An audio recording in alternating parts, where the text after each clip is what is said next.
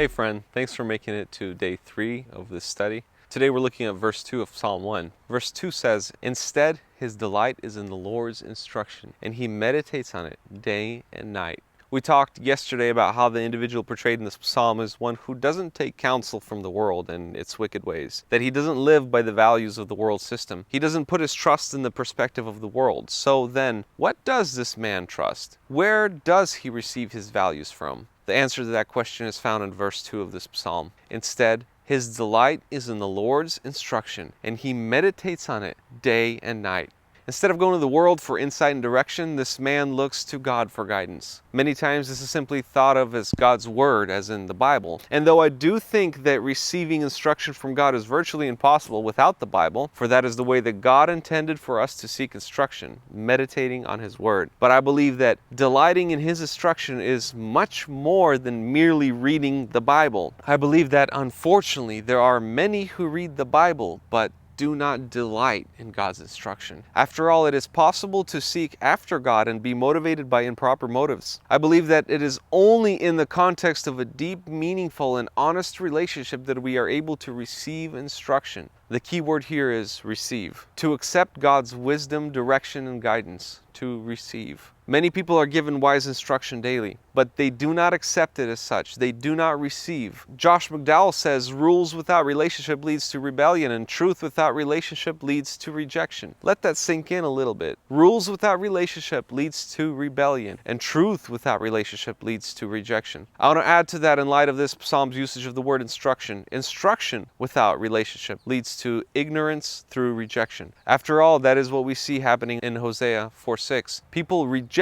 God's relationship and therefore knowledge, God's instruction, becoming ignorantly blind to reality and the dangers of their position of rebellion against God and against reality itself. Unless we allow for God to have an intimate relationship with us, we do not give Him the place in our heart or life to give us instruction, let alone for us to delight in it. You see, the only way that we can delight in the instruction is if we delight in the instructor. We will not trust the instruction unless we trust the one who gives it to us. We will not love His law if we do not love Him. Love and trust, they're inseparable. You cannot have one without the other. Jesus said, if you love me, you will keep my commands. John wrote in his epistle, this is how we know that we know Him, if we keep His commands. The one who says, I have come to know Him, and yet doesn't keep His commands is a liar, and the truth is not in him. This is why the greatest command of all is love. In love, we find trust. There is no such thing as love without trust. And the result of love, the product of His love in our life, is obedience. Because obedience is trust in action. This is why the Bible over and over calls us to love God first, then obey Him. Love precedes obedience, and obedience by necessity always follows love. Because obedience is trust in action. But we don't even get to that point unless we open ourselves up to intimacy with the Father. Remember, His delight is in the Lord's instruction, and He meditates on it day and night. The key word is delight, to take delight in Him. So to live out this verse in practice is to surrender ourselves to intimacy with God. The intimacy that He so longs to have with us, the intimacy that He sacrificed Himself for, the intimacy that He deserves, that He pursues to have with us every single day. But like all true intimacy, it must be freely given. How does this play out practically? It's to walk in constant communion and relationship with Him. Not a God that we imagine based on attributes or qualities that we find in fallen man, or really the lack of qualities. Not a God that we make up based on our sinful desires. Not a God who would be completely okay with us worshiping self and being the way that we are forever and not being transformed into His image. To give ourselves to anything less than the true God is idolatry. To worship anything less than the true God is to make a graven image of God, a fake God, one who's not a living God. And our goal is to know Him as He is, to have relationship with the true God, based on the true nature of God as depicted in Scripture, revealed by His Spirit and displayed to us in Jesus Christ, who is the exact image and expression of God.